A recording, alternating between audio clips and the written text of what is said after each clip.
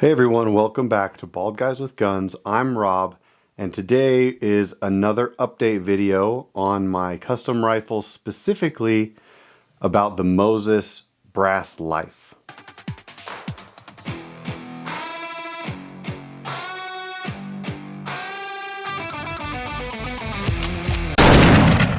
So in today's video, we're addressing a concern, a very valid concern that was mentioned in the comments of our last update video. I mentioned in that video that I'm shooting a 6mm bullet out of a 223 case. We're using a 108 grain bullet, and it's traveling about 2,900 feet per second out of that 223 case. The 223 case has the shoulder bumped up to basically give you more case capacity. Over here is an image of the case. Now, this is a piece of Starline brass that I sent to Jeremiah, the inventor of the Moses cartridge. And anyways, this concern was that the brass would not last very long pushing a 108 grain bullet that quickly. With a normal 223, you're take a 77 grain bullet and you're going maybe 2,800 feet, 2,750. But again, this design allows for more case capacity, so you can put more powder in to push heavier bullets, but it would add, you would imagine that it would add all kinds of pressures and stuff like that. So because of the concern, I contacted Jeremiah and said, hey, can you do a test for me? Can you run a piece of brass and just reload that single piece of brass as many times as you can to failure?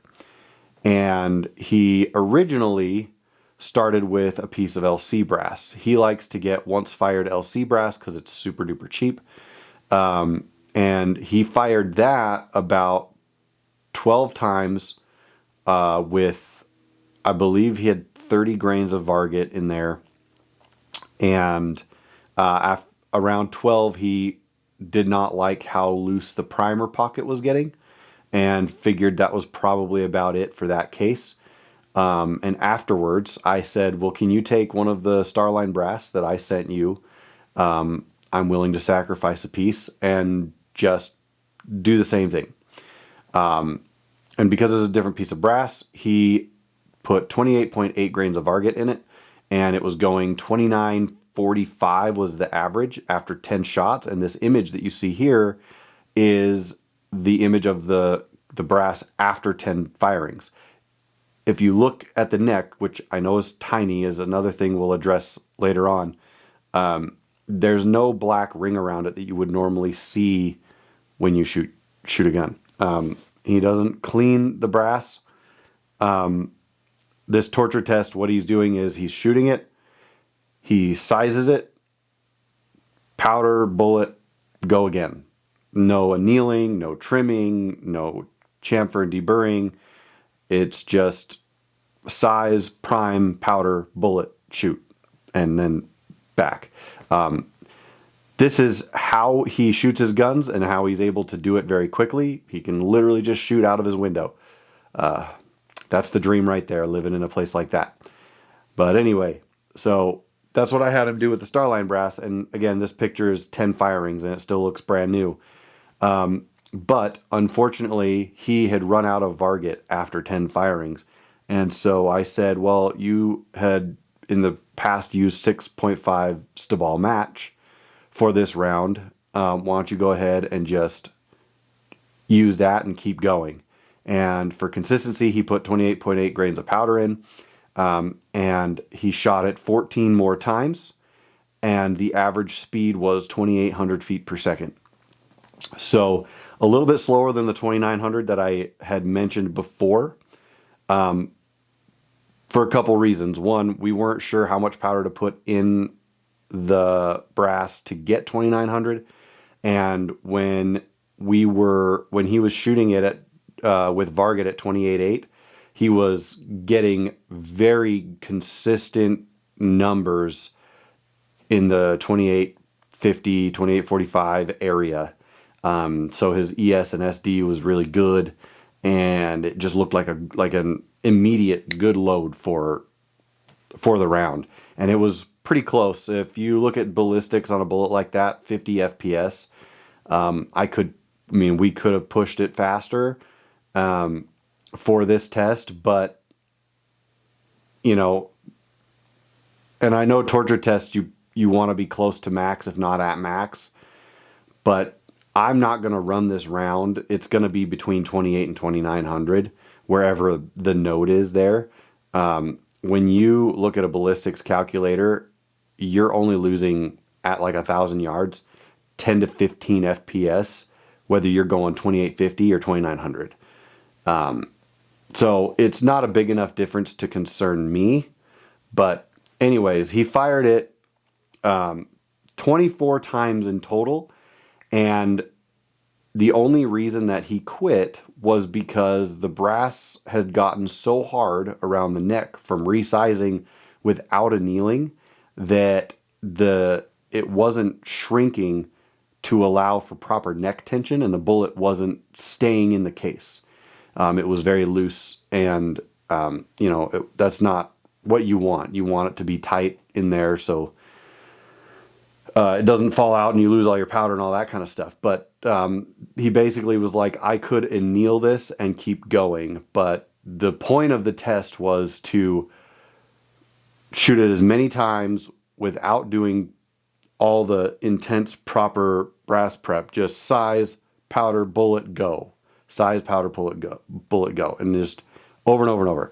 And even though he switched lots and the speeds dropped a little because 6.5 Stabal match is not as fast a burning powder as Varget. I don't know if that's the case. It's a ball powder, and it doesn't fill up the case as much, so the pressures are just going to be different in general. But he wanted to be consistent, so we used 28.8 grains of powder. With the Varget, it was going 2850. With the Stabal match, it was going 2800. And he got 24 firings, and the primer pockets were still tight. And the only problem was that because the brass had hardened so much, it could not seat a bullet and hold it in properly. I feel like that's really good. If you consider the price of Starline, $25 for 100, you're 25 cents a round.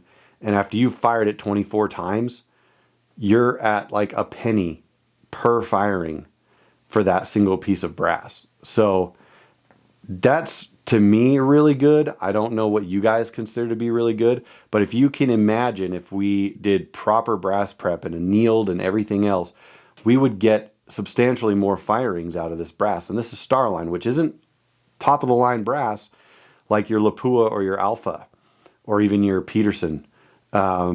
So consider that if I were to buy better brass even and have proper brass prep, all this would be really, really phenomenal results. So that's a little update that we have for you. I just wanted to address that concern. And I mentioned earlier that we were going to address the neck size. As you can see in the picture, the neck is very, very short. It's not been a concern with anybody that actually owns one of these Wildcat rounds.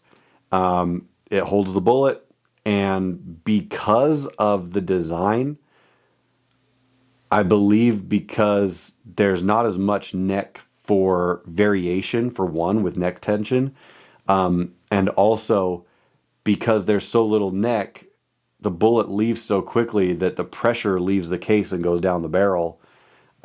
Is my theory. Seems like the purpose of the design to me. I don't have all the details. Like I mentioned in the last video,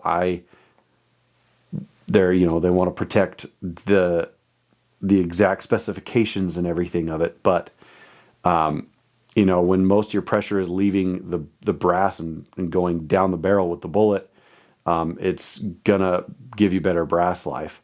And the other thing to mention is that, the next concern that you might have is barrel life.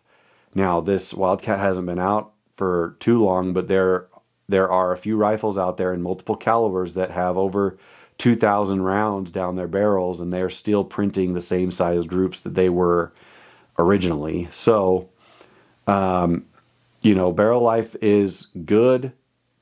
Pressures are good. Brass life is good. Again, you look at this and you go, I don't know how this is possible. It breaks convention, but breaking convention isn't always a bad thing. So this is the 6 PRS Moses round. It holds up. I'm excited about it. I hope you guys can get excited about it. And always remember, only the most beautiful scalps are bald, and we will see you next time.